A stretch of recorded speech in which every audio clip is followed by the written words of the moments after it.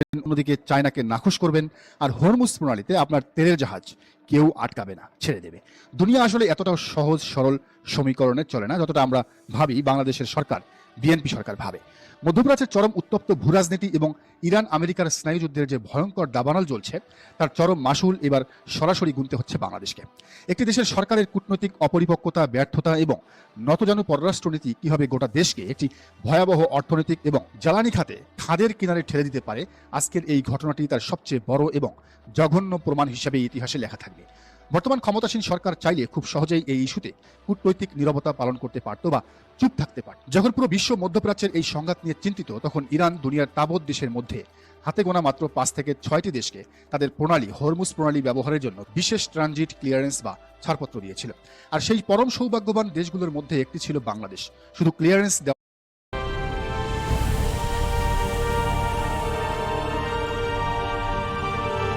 নয়, ইরান অত্যন্ত প্রকাশ্যে এবং আনুষ্ঠানিকভাবে ঘোষণাও দিয়েছিল যে বাংলাদেশ তাদের অত্যন্ত কাছের এবং পরম বন্ধুপ্রতিম একটি রাষ্ট্র। একটি দেশের চরম বিপদের সময় এর চেয়ে বড় কূটনৈতিক সৌজন্য আর কি হতে পারে? ইরান যা দেখিয়েছিল বাংলাদেশের। কিন্তু এই চরম সৌজন্যের প্রতিদানে আমাদের পররাষ্ট্র মন্ত্রণালয় কি করলো? এই বন্ধুত্বের ঘোষণার ঠিক 2 দিন পরেই আমাদের পররাষ্ট্র মন্ত্রণালয় অতি উৎসাহী হয়ে বেশি পাকনামি করে আন্তর্জাতিক ফোরামে ইরানের বিরুদ্ধে একটি কড়া নিন্দাবাদ জানাতে গেল। বর্তমান সরকারের ভেতরের এমন কিছু সামরিক এবং কৌশলগত উপদেষ্টা রয়েছেন যারা এখনো পুরনো ধ্যান ধারণা নিয়ে চলছেন এবং সরকারকে প্রতিনিয়ত এই বলে কানপড়া দিচ্ছেন যে আমেরিকা নাকি আরো অন্তত 50 বছর এই পুরো পৃথিবী দাপিয়ে বেড়াবে, পৃথিবী শাসন করবে।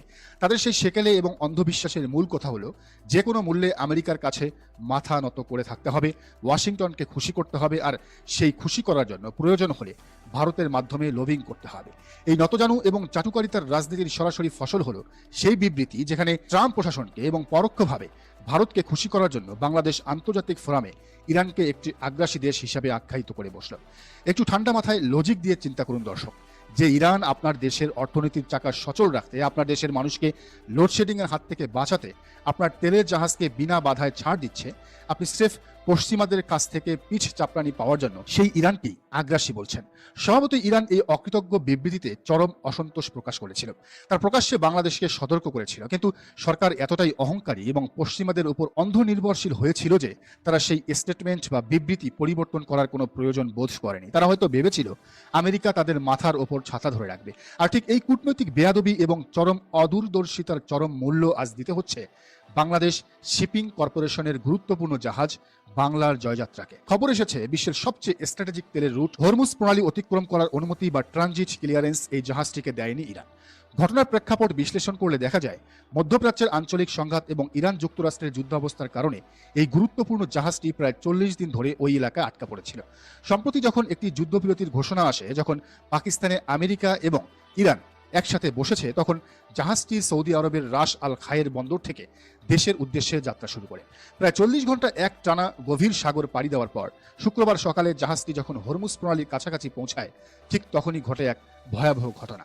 বাংলাদেশ শিপিং কর্পোরেশনের ব্যবস্থাপনা পরিচালক কমোডর মাহমুদুল মালেক ইতিমধ্যে নিশ্চিত করেছেন যে ইরানের পূর্ববর্তী নির্দেশনা অনুযায়ী জাহাজটি ট্রানজিট ক্লিয়ারেন্স চেয়েছিল, কিন্তু ইরানি কর্তৃপক্ষ সেই আবেদন সরাসরি নাকচ করেছেন, প্রত্যাখ্যান করে দিয়েছেন। কিন্তু দেশের জন্য সবচেয়ে বড় ধাক্কা এবং আতঙ্কের বিষয় এটি নয়।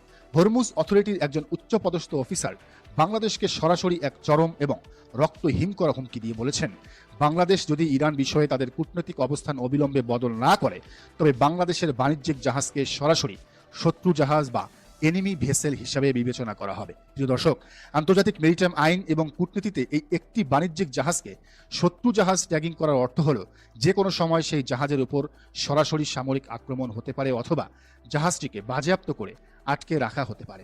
একটি স্বাধীন সার্বভৌম দেশের পতাকাবাহী বাণিজ্যিক জাহাজের প্রতি অন্য একটি দেশের এমন প্রকাশ্য হুমকি আমাদের দেশের কূটনীতির ইতিহাসের সবচেয়ে বড় অপমান এবং ব্যর্থতা। ইরান এবং যুক্তরাষ্ট্রের এই যুদ্ধের ডাইনামিক্স বিশ্ব রাজনীতির সমীকরণ পুরোপুরি পাল্টে দিয়েছে। আমেরিকা যখন সর্বাত্মক চেষ্টা চালাচ্ছে ইরানের রেজিম চেঞ্জে, তখন ইরান সরাসরি আমেরিকার চোখে চোখ রেখে কথা বলছে।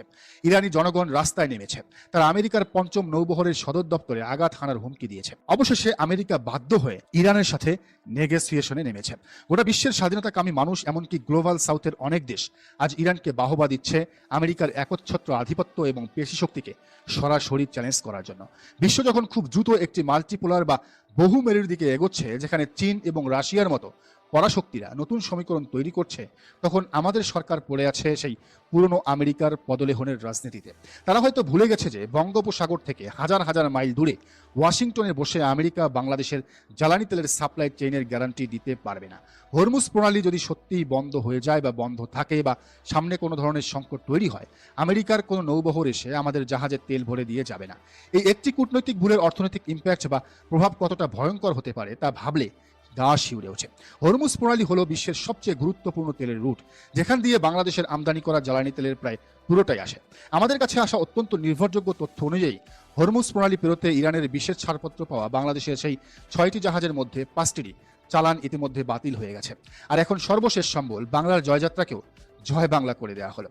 এখন এই পরিস্থিতি চলতে থাকলে বাংলাদেশে ভয়াবহ একটি সংকট তৈরি হবে। উৎপাদন বন্ধ হয়ে যাবে। চাল, ডাল, তেল, সবজি থেকে শুরু করে প্রতিটি নিত্য প্রয়োজনীয় দ্রব্যের দাম উচ্চ হারে বাড়বে।